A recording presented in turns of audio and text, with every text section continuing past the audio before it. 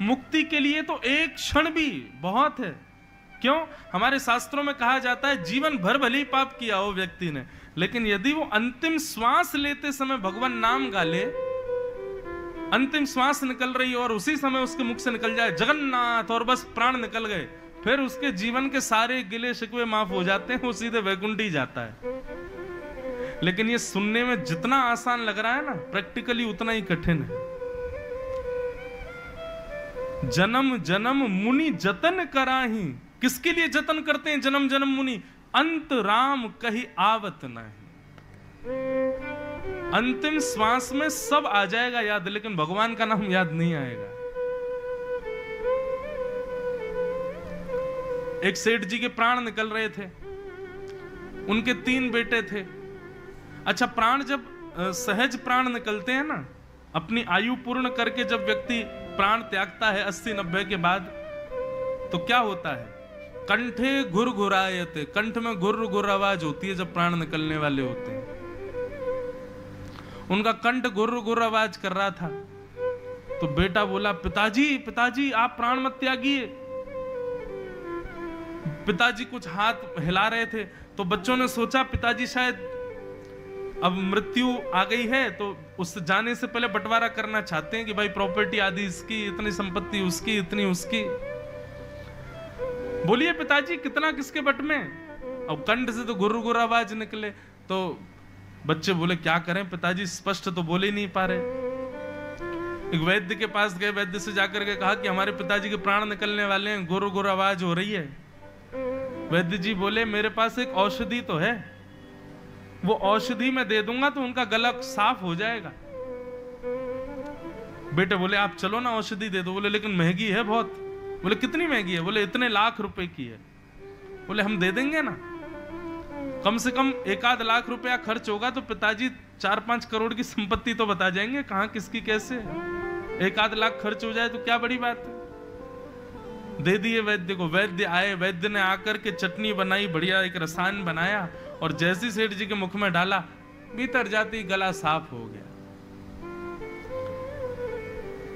सेठ जी बोले बड़ा वाला बेटा कहाँ है मेरा? पिताजी यहीं खड़ा हूं मैं, आप बताओ। बीच वाला कहाँ है? बोले मैं भी यहीं हूं। छोटा कहाँ है? बोले मैं भी यहीं हूं। तुम्हारी पत्नियां कहाँ हैं? बोले वो भी यहीं खड़ी हैं, आप तो बस बता के जाओ किसका कितना कैसे। बोले अरे मैं तो बस इतना कहना चाहता हूं, वो भैंस का जो पड्डा है ना, वो झाड़ू खा रहा है, तुम एक झाड़ू नहीं संभाल पा रहे हो, संपत्ति क्या संभालोगे? और झाड़ू पड्डा झाड़ू पड्डा झाड़ू पड्डा बोलते बोलते प्राण निकल गए। और ये बात जितनी आसान, जितनी हंसी की, जितनी हास्यपद लग रही है ना, उतनी ही सत्य है।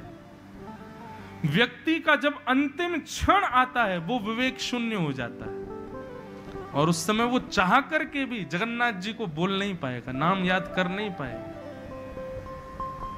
सोचो, लाखों रुपए का रसायन लेकर के भी थोड़े क्षण के लिए गला साफ हुआ, भगवान नाम गा लिया होता तो कृपा हो जाती, लेकिन नहीं, विषय ही याद आता है। बंधुओं, जब तक हम जीवित रहते हैं ना, तो विषय के अलावा जगन्नाथ जी की भी स्मृति होती है हमको। आप लोगों को बहुत इजी लगता है, संसार के लोगों को बहुत इजी लगता है, ठीक है हम क्लब जाते हैं, हम गलत काम करते हैं, हम ये करते हैं, हम वो करते हैं, हम उल्टे सीधे वस्तु खाते हैं, किसी के साथ छल करते हैं, कपट करते हैं, लेकिन हम जगन्नाथ जी को याद भी करते हैं, हम बीच बीच में भक्ति भी करते हैं। परंतु जब अंतिम क्षण आएगा ना, तो जितने विषय भोगे हैं वही याद आएंगे, जगन्नाथ जी याद नहीं आएंगे। ये अंतिम समय की ये नीति है, ये रीति है।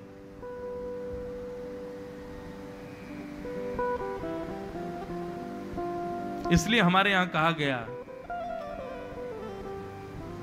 काम करते चलो, नाम रटते चलो, हर समय कृष्ण का ध्यान धरते चलो, मुरली वाले को मन से रिझाते चलो, कृष्ण गोविंद गोपाल गाते चलो।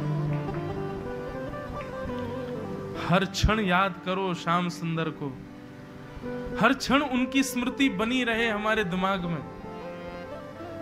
चलते फिरते उठते बैठते खाते पीते हर समय ठाकुर जी को याद करो। हम नहीं कहते घर परिवार छोड़ो, भाई छोड़ना नहीं है, हम खुद घर परिवार वाले, पर हर स्थिति में भगवत स्मरण रखो, जगन्नाथ जी को याद रखो, उनकी स्मृति रखो अपने चित्त में बस। उसका प्रभाव क्या होगा? जीवन भर जो ठाकुर जी को याद रखता है ना, तो अंतिम समय में तो बहुत कठिन है कि भगवान की याद आ जाए, पर जीवन भर जिसने जगन्नाथ जी को याद किया हो, ऐसा व्यक्ति जब अपने प्राण त्यागता है तो जगन्नाथ जी उसको याद कर लेते हैं, जगन्नाथ जी की स्मृति में वो आ जाता है। और सोचो, जगन्नाथ जी जिसको याद कर लें, हम जगन्नाथ जी को याद करते हैं, जगन्नाथ जी हमको याद कर लें। हम प्रधानमंत्री से मिलने जा रहे हैं और एक बात है, प्रधानमंत्री हमसे मिलने आ रहा है, दोनों में कितनी बड़ी अंतर है। जगन्नाथ जी की स्मृति में हमारा नाम आ जाए, हम उनकी स्मृति में पहुंच जाएं, उसी के लिए तो भक्ति है। लाखों लोग जाते हैं लेकिन जगन्नाथ जी साल्वेक को याद करते हैं। हजारों लोग श्रीनाथ जी का दर्शन करते हैं लेकिन श्रीनाथ जी सूरदास, कुंभनदास, कृष्णदास इनको याद करते हैं। द्वारिका में लाखों लोगों की भीड़ जाती है पर द्वारिकाधीश के चित्त में तो मीराबाई विराज रही है। हमारे चित्त में भगवान बैठे। भक्ति केवल यहीं तक सीमित नहीं, अपनी भक्ति से आप ठाकुर जी के चित्त में बैठो, ठाकुर जी के चित्त में हम विराज जाएं। मेरा सुमिरन हरि करें मैं पावा विश्राम। मैं हरि का सुमिरन करूं, ये तो प्रारंभिक स्थिति है, लेकिन करते करते करते स्थिति हो जाए मेरा सुमिरन हरि करे मैं पावा विश्राम। और वो कब संभव है? जब जीवन पर्यंत और खास करके बाल्यावस्था से भगवत स्मृति की हो,